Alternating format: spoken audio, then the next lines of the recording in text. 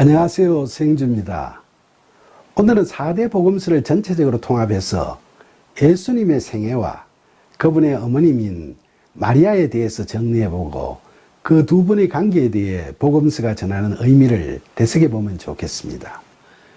성경에 따르면 예수님과 그 어머니 마리아의 관계는 단순히 인간적인 모자의 관계를 뛰어넘는 남다른 면이 있습니다. 마리아는 요셉과 약혼하고 동거하기 전에 성령으로 예수님을 잉태하였다고 하죠. 그녀는 그 놀라운 소식을 하나님의 보내심을 받은 가브리엘 천사에게서 미리 듣게 됩니다. 가브리엘은 마리아에게 태어날 아이의 이름을 예수라고 정해주고 그가 큰 자가 되고 지극히 높으신 이의 아들이라고 일컬어질 것이며 하나님께서 조상 다윗의 왕위를 그에게 주고 그 나라가 무궁하도록 할 것이라고 알려줍니다. 마리아의 약혼자 요셉에게도 꿈속에 하나님의 사자가 현몽하여 아내 마리아가 성령으로 잉태되었다고 전하며 태어날 아기의 이름을 예수라고 하라고 그가 자신의 백성을 구원할 자라고 그렇게 예언하였죠.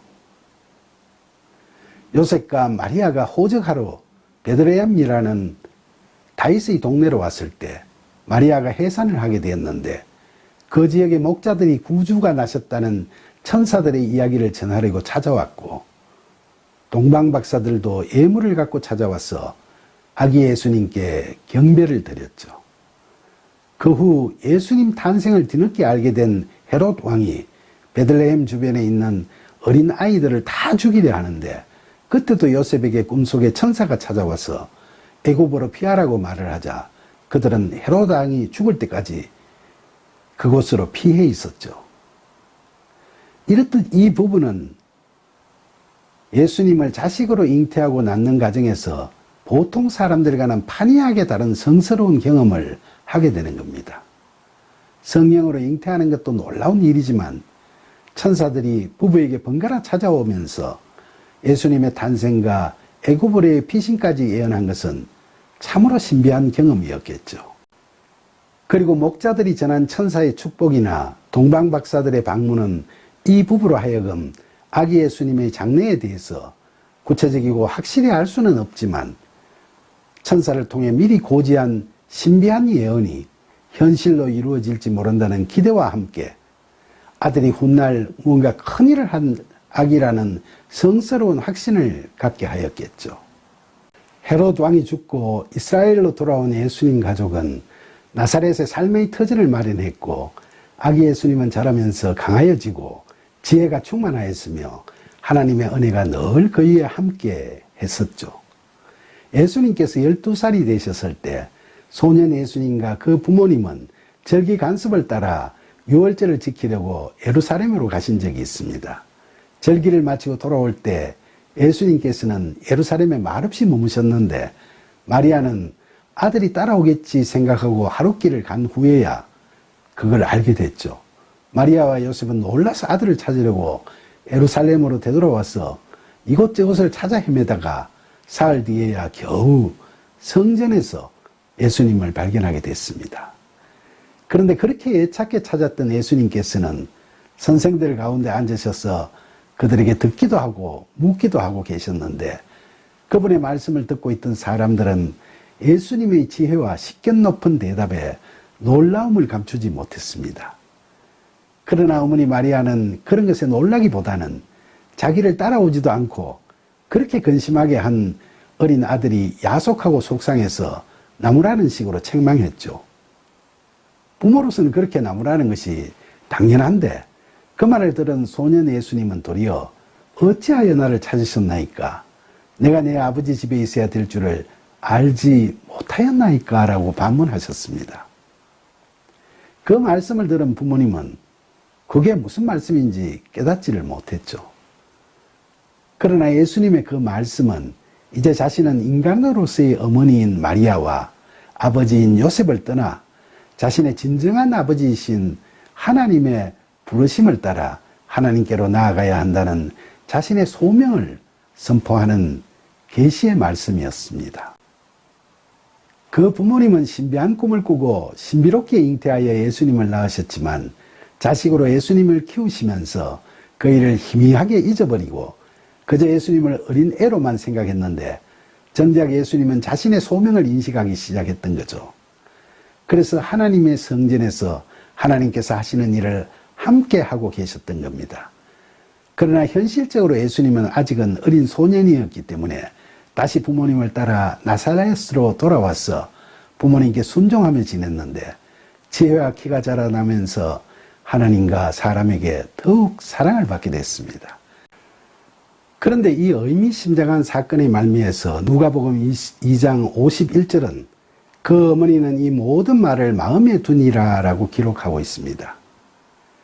그러니까 마리아는 잃어버린 아들을 성전에서 발견하고서는 심하게 나불았는데 정작 예수님께서 언뜻 들어서는 무슨 말인지 이해할 수 없는 이야기를 하시니까 얘가 도대체 무슨 말을 하고 있는 거지 하고 그 말을 듣는 순간에는 미처 깨닫지 못했지만 천사의 수태고지와 임신 그리고 출산의 과정을 거치면서 10달 동안 뱃속에 신비한 아기를 품고 지냈던 12년 전의 일을 기억하면서 그 아들의 말이 범상치 않다는 생각이 들어서 마음에 간직하게 됐던 겁니다. 세월이 흘러 예수님께서 30세가 되면서 세례 요한으로부터 세례를 받으시고 성령의 충만함을 입어 광야에서 40일 동안 성령에게 이끌려 마귀의 시험을 받으시고 말씀으로 물리치신 연후에 베드로, 안드레, 빌립 그리고 나다니엘 같은 제자를 맞이하셨습니다. 그 어느 날 갈릴리 지방 가나에서 혼인잔치가 열렸는데 예수님께서는 어머니 마리아와 제자들과 함께 그 혼례식에 초청받아 가시게 됐죠. 요한복음 2장 1절로 12절에 보면 그날 혼인잔치가 무르익을 즈음에 포도주가 동이 나버렸습니다. 그때 마리아가 예수님께 얘야 포도주가 떨어졌구나 라고 이야기하자 예수님께서는 어머니 그게 나에게 무슨 상관이 있습니까? 아직도 나의 때가 오지 않았습니다 라고 답하셨죠. 그럼에도 불구하고 마리아는 일꾼들에게 무엇이든지 저분의 말씀대로 하시오라고 명했습니다. 이 대목은 상당히 큰 의미를 가지고 있죠. 먼저 마리아가 예수님께 포도주가 떨어졌다고 이야기하는 것은 이제 너희 때가 왔으니 이를 나타내어라 하고 다시 말하면 예수님께 이제 공생의 첫 발걸음을 내디뎌라고 말하는 인도자로서의 확신이 담긴 선언 내지 명령의 말인 겁니다.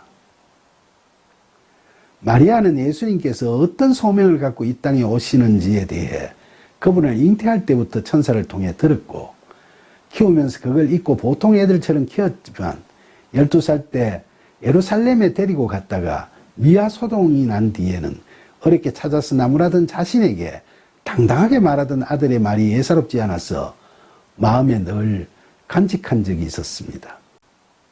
그런데 나이 30에 이르자 세례도 받고 광야에 나가 마귀의 시험도 이겨내고 또 장정 몇 사람을 제자로 삼아 데려오고 하는 상황에서 마리아는 이제 아들 예수가 하나님께서 주신 자신의 길을 가야 할 때가 온 것 같다고 생각했던 겁니다.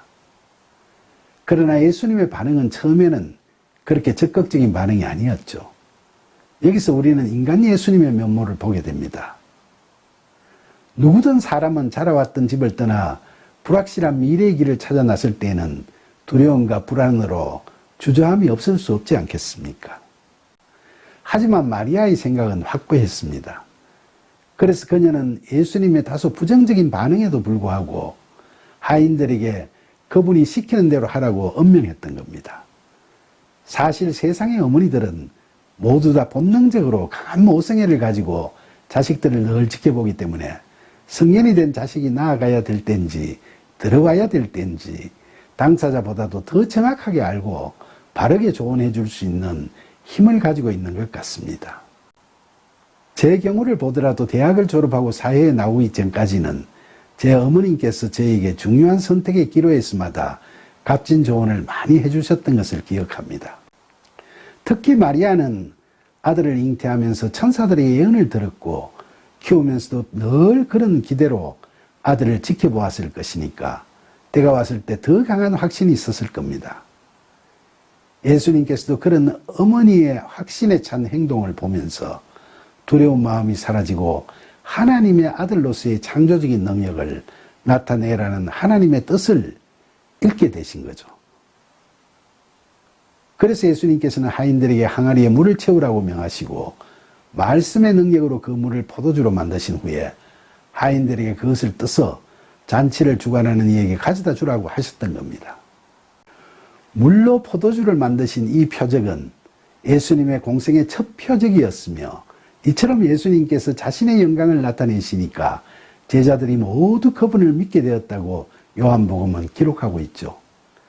이와 같이 가나의 혼인잔치에서 예수님께서는 드디어 공생의 사역의 대장정의 첫걸음을 내디디셨고 어머니 마리아는 그런 예수님을 이 땅에 오시도록 성령으로 잉태함으로써 하나님께서 구원 계획을 이루시는 데 있어서 신실한 도구로서의 소임을 다했을 뿐만 아니라 인간 예수님을 자신의 아들로 30년간 키우면서 뒷바라지 해온 후에 이날 드디어 예수님을 하나님께서 주신 소명을 이루기에 나아갈 길로 인도하는 영적 인도자로서의 소임까지를 하나님의 뜻에 맞게 잘 마쳤던 겁니다.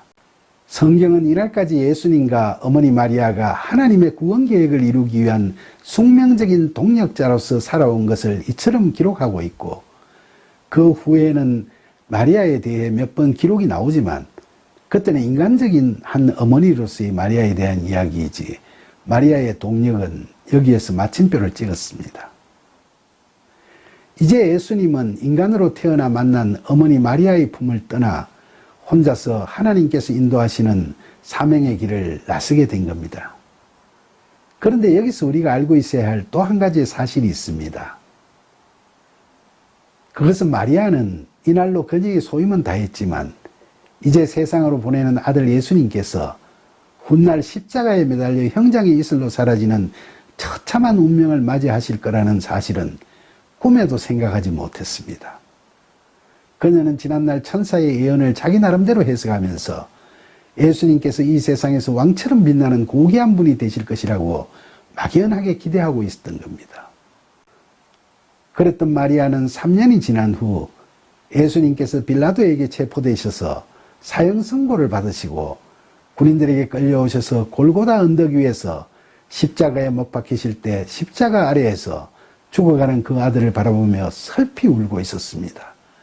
마리아는 자신의 모든 희망이던 아들의 세상적 성공을 확신하고 있었는데 그 아들은 완전히 실패한 자가 되어 십자가에 매달리는 비참한 처지에 빠졌던 겁니다.